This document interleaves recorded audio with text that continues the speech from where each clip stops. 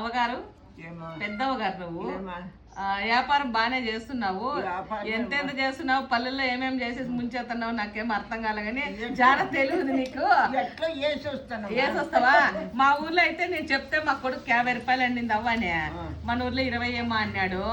సరే 20 రూపాయలు అయితే పాపం వద్దులని నేనేం చేసా అంటే 30 రూపాయలతో అడిగితే 1200 అయిందంట.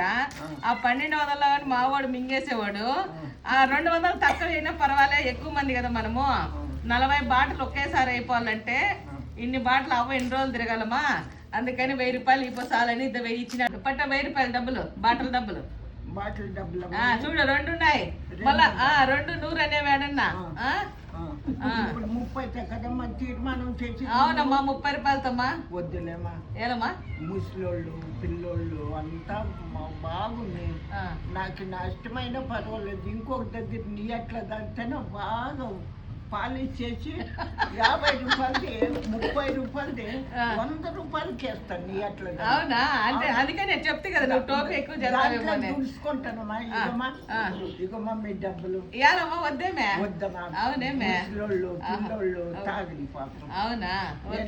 వచ్చిన దానికి అన్నం తిన్నాను, చల్లగా వెళ్ళిపోయి. ఓకే అమ్మా, మా అవ్వ తాతలు చూసి నీకు ఇవ్వాలనిపించిందా?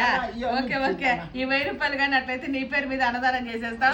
నిజంగానే వాటర్ బాటిల్ తీసుకున్న తావైతే 1200 అయితే 1000 రూపాయలు తీసుకున్నారు, 200 అయితే వద్దుక్క, ఎందుకంటే అవ్వలకే కదా ఫోన్లు అని చెప్పించినారనమాట.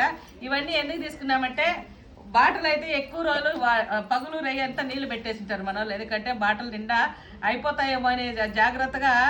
పెద్దవాళ్ళు కదా తాపాత్రం ఎక్కువ పెట్టుకునేసి ఉంటారు, అవి కొంచెము కలర్ అయినాయి, పాస్ అయినట్లయితే మొత్తం బాటలు అన్ని తీసేసి అవ్వలకు తాతలకు కొత్త బాటలు అయితే తీసుకొచ్చినాయి.